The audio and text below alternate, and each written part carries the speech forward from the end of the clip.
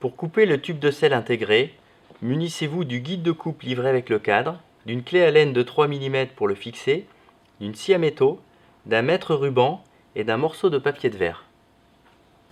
Pour réaliser la mise à hauteur de la tige sel e-post, la première chose à faire est de monter la selle définitive sur sa tige de sel. Ensuite, il faut mesurer la hauteur donnée entre l'axe du boîtier de pédalier et le creux de la selle en prenant garde de bien suivre l'alignement de la tige de sel.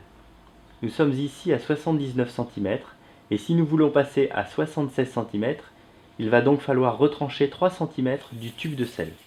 Ensuite, avec la clé à laine de 4 mm, dévissez la vis de serrage de l'e-post, puis enlevez l'e-post. Prenez ensuite le guide de coupe qui est livré avec le cadre et positionnez-le sur le tube de sel. Avec la clé à laine de 3 mm, vissez légèrement.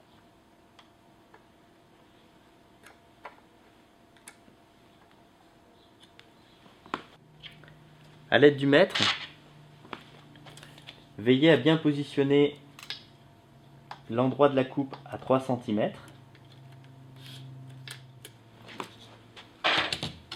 Puis serrez légèrement l'outil de coupe.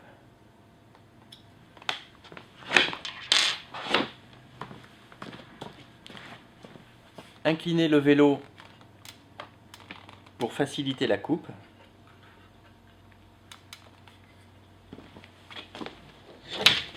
Et réalisez la coupe à l'aide d'une scie à métaux.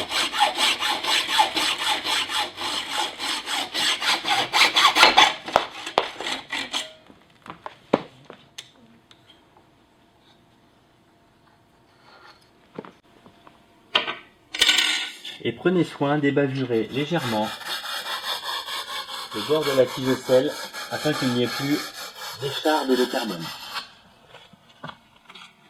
Puis replacez le vélo à l'horizontale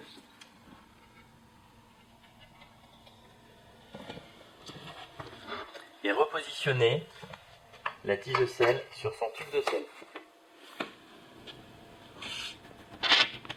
Serrez la tige de sel au couple de 5 Nm préconisé.